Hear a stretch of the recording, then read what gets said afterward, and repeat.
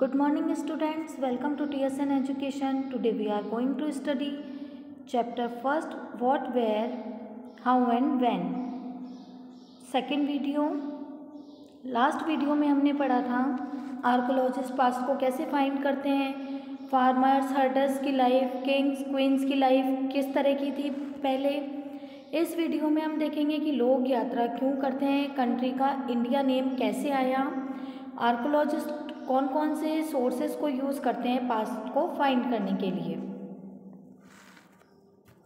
Come to the page number 3।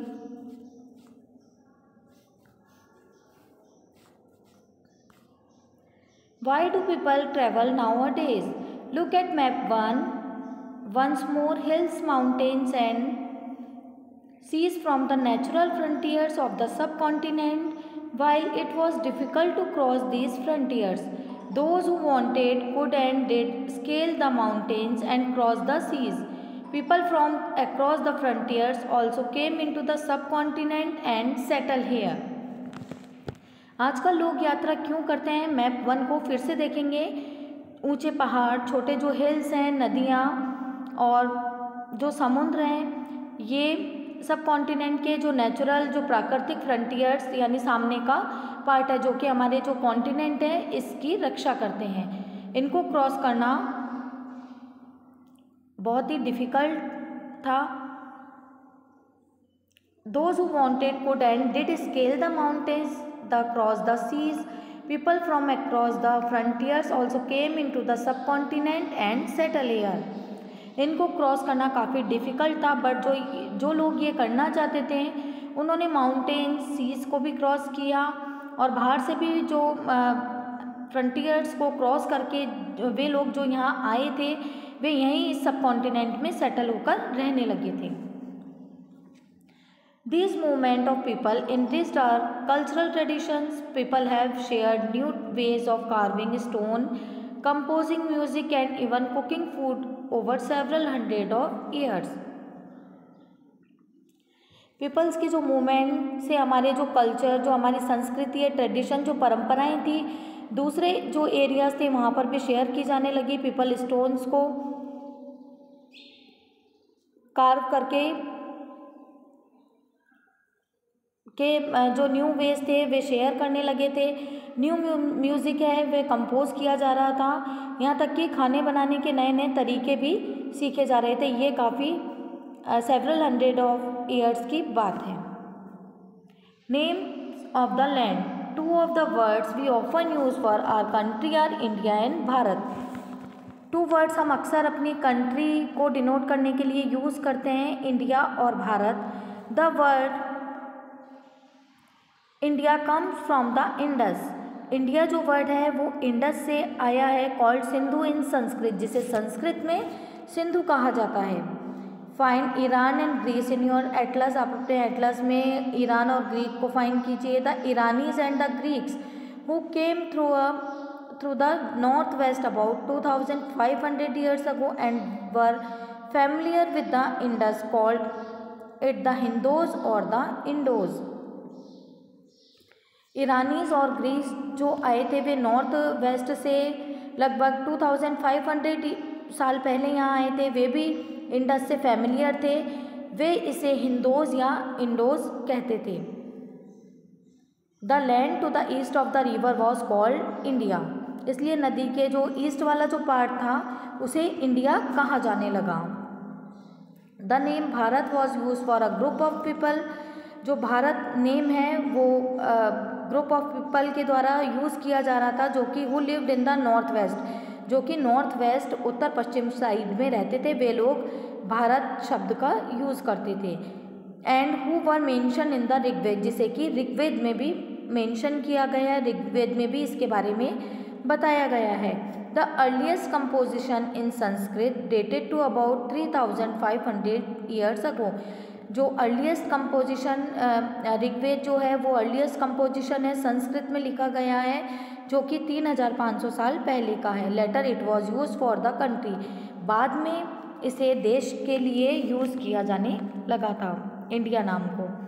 Find out about the past. Past को किस तरह से फाइंड कर सकते हैं। There are several ways of finding out about the past. बहुत सारे ऐसे तरीके हैं जिससे कि हम पास्ट को फाइंड कर सकते हैं। One is to search for and read books that were written long ago.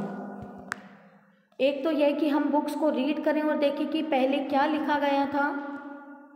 These are called manuscripts. इन्हें मैन्युस्क्रिप्ट्स कहा जाता है because they were written by hand, क्योंकि इन्हें हाथ से लिखा जाता था, इसीलिए इन्हें मैन्युस्क्रिप्ट कहा जाता था। This comes from the Latin word Manu meaning hand. इसका जो इसे लैटिन वर्ड मनु से लिया गया है जिसका मीन होता है, मैनु का मतलब दे रखा है यहाँ पर हैंड, मतलब हाथ से लिखा जाने के कारण इन्हें मैन्युस्क्रिप्ट्स कहा जाता था। These were usually written on palm leave. इन्हें यूजुअली पाम लीव्स पर लिखा जाता था और specially prepared bark of a tree known as the birch. और एक जो बर्च ट्री की जो बार्क होती है, पेड़ की छाल पर भी इसे लिखा जाता था। Which grows in the Himalayas, जो कि हिमालयाज में ग्रोज उगती हैं। Over the years many manuscript were eaten away by insects. कई सालों पहले मैन्युस्क्रिप्ट्स को इंसेक्ट्स ने डिस्ट्रॉय कर दिया था, उनके द्वारा खा लिया गया था और वे डिस्ट्रॉय हो गई थी। सम वर डिस्ट्रॉयड बट मैनी, कुछ तो डिस्ट्रॉय हो चुकी थी बट मैनी हैव सर्वाइव्ड, जो बची थी often preserve in temples and monasteries. उन्हें सुरक्षित मंदिरों में और मोनेस्ट्रीज जो मठ होते हैं वहाँ पर उन्हें प्रिजर्व किया गया था, उन्हें सुरक्षित रखा गया था। These books deal with all kinds of subject। इन जो मैन्युस्क्रिप्ट में सभी सब्जेक्ट्स को लेकर लिखा जाता था, सभी सब्जेक्ट्स की मैन्युस्क्रिप्ट्स मिल सकती हैं, इस टाइप की बुक्स मिलती हैं जो कि रिलीजियस बिलीफ से रिलेटेड होती थी और प्रैक्टिस से, किस तरह के धार्मिक मत चले आ रहे हैं और कौन कौन सी प्रैक्टिसेस की जाती थी उनसे संबंधित बुक्स होती थी। द लाइफ ऑफ किंग्स, जो किंग्स हैं उनकी लाइफ किस तरह से थी। मेडिसिन एंड साइंस, दवाओं से संबंधित और विज्ञान से संबंधित बुक्स भी होती थी। Besides there were epics, poems, plays. इसके अलावा पोएम्स, प्लेज और एपिक्स जो ग्रंथ होते हैं वह भी इन बुक्स, इनमें मैन्युस्क्रिप्ट्स में हमें मिलते थे। Many of these were written in Sanskrit. इनमें से बहुत सी जो मैन्युस्क्रिप्ट होती थी वो संस्कृत में लिखी जाती थी। Other one in Prakrit language use by ordinary people. जो अदर्स थी वे प्राकृत लैंग्वेज में लिखी गई थी, जो कि वहाँ के ऑर्डिनरी पीपल जो साधारण लोग थे वे उस भाषा का यूज़ करते थे, और कुछ जो थी वे तमिल लैंग्वेज में लिखी गई थी। We can also study inscriptions. इसके अलावा हम इंस्क्रिप्शंस की भी स्टडी कर सकते हैं। These are writings on relatively hard surface such as stone और मेटल। ये हार्ड सरफेस पर लिखे जाते थे जैसे कि स्टोन और मेटल पर। Sometimes Kings got there orders inscribe so that people could see. कई बार जो किंग्स होते थे अपने ऑर्डर्स को इंस्क्राइब करते थे, खुदवाते थे उन पर मेटल्स पर या फिर स्टोन्स पर, ताकि जो पीपल हैं वे उन्हें रीड कर सकें, उन्हें देख सकें और उन्हें ओबे कर सकें, उनके ऑर्डर्स को फॉलो कर सकें। There are other kinds of inscriptions as well. इसके अलावा भी कई टाइप्स के और भी इंस्क्रिप्शंस थे जो कि where men and women recorded what they did, जिसमें कि मैन और वुमेन, जिसमें राजा, किंग और क्वीन को भी इंक्लूड किया गया है, उन लोगों ने क्या किया था इससे संबंधित रिकॉर्ड मेंटेन किए जाते थे। For example Kings often kept records of victories in battles. Example के लिए जो किंग्स होते हैं वो अपने उन्होंने बैटल्स में कितनी विक्ट्रीज मिली है, कितनी जीत उन्होंने हासिल की, उनका रिकॉर्ड जो किंग्स होते थे वे रखते थे। यहाँ पर एक ओल्ड इंस्क्रिप्शन दिया गया है, इस पिक में देखिए। This inscription dated to about 2250 years. यह इंस्क्रिप्शन 2200 साल पहले का है। And found in Kandahar present day Afghanistan, जो कि कंधार में मिला था, जिसे कि आज हम अफगानिस्तान में वह जगह है। It was inscribed on the orders of A rulers name Ashoka. इसे वहाँ के रूलर अशोका के द्वारा इंस्क्राइब करवाया गया था। You will read about him in chapter 8, जिसे आप चैप्टर 8 में रीड करेंगे। When we write anything we use a script. जब भी हम कुछ लिखते हैं हम उसके लिए इंस्क्रिप्शंस के लिए हमें स्क्रिप्ट यूज़ करनी होती है। स्क्रिप्ट कंसिस्ट ऑफ लेटर्स और साइंस। स्क्रिप्ट में लेटर्स और साइन जो होते हैं, चिन्हों को यूज़ किया जाता है when we read what is written. उसके बाद हम पढ़ते हैं कि क्या लिखा गया, और स्पीक, उसके बाद हम बोलते हैं। वी यूज़ अ लैंग्वेज, हम एक लैंग्वेज को यूज़ करते हैं। This inscription was inscribed into different scripts and language. यह जो इंस्क्रिप्शन है इसे डिफरेंट स्क्रिप्ट्स में लिखा गया है और इसमें लैंग्वेजेस जो हैं यूज़ की गई है वे ग्रीक और अरेमिक जो लैंग्वेज यूज़ की गई है। ग्रीक जो लैंग्वेज है उसे टॉप में यूज़ किया गया है और अरेमिक जो लैंग्वेज है उसे यहाँ नीचे साइड में यूज़ किया गया है। Which were used in this area, जो कि इस एरिया में ऑर्डिनरी जो पीपल है वे इस लैंग्वेज को यूज़ करते थे। There were many other things that were made and used in past. इसके अलावा भी ऐसी कई थिंग्स हैं जो कि पास्ट में बनाई गई हैं और यूज़ की गई हैं।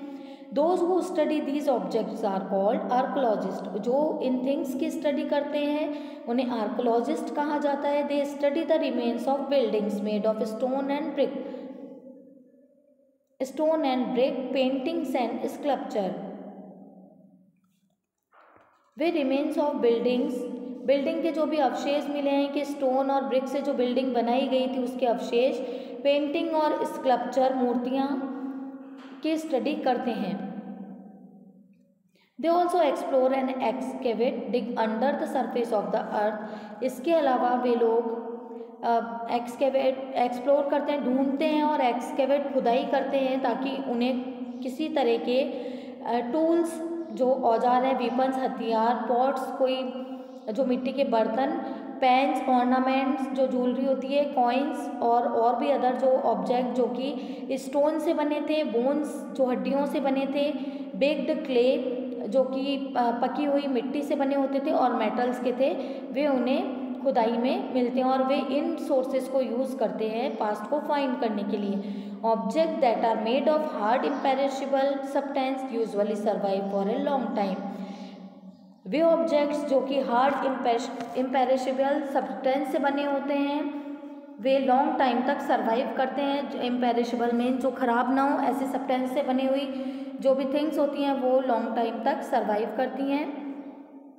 इसके अलावा जो आर्कोलॉजिस्ट हैं, यहाँ पर एक पॉट की जो पिक दी गई है, अ pot from an old city, एक ओल्ड सिटी में ये पॉट मिला है।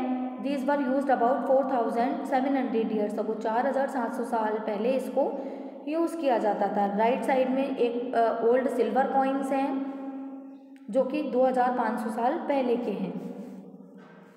Archaeologist also look for bones of animals, birds and fish. Archaeologist इसके अलावा बोन्स जो हैं, हड्डियाँ, एनिमल्स की, बर्ड्स की और फिश की, उनको फाइंड करते थे कि लोग उस समय क्या खाते थे। और पास्ट में प्लांट्स रिमेन सर्वाइव फार मोर रेयरली। जो प्लांट्स होते हैं, प्लांट्स के जो रिमेन्स हैं वो रेयरली सर्वाइव कर पाते हैं। बट अगर कोई जो ग्रेन्स के सीड्स होते हैं और pieces of wood have been burn, अगर कोई वुड का जो पीस है अगर वह जला हुआ है तो वो चेयर्ड फॉर्म में सर्वाइव कर पाता है। जैसे कि अगर उनको कोयले की फॉर्म में वह मिल जाता है। Do you think cloth is found frequently by archaeologist? क्या आपने कभी सोचा है कि क्लॉथ्स भी आर्कोलॉजिस्ट जो हैं वे फाइंड कर पाते हैं? आगे हम इसे नेक्स्ट वीडियो में कंटिन्यू करेंगे।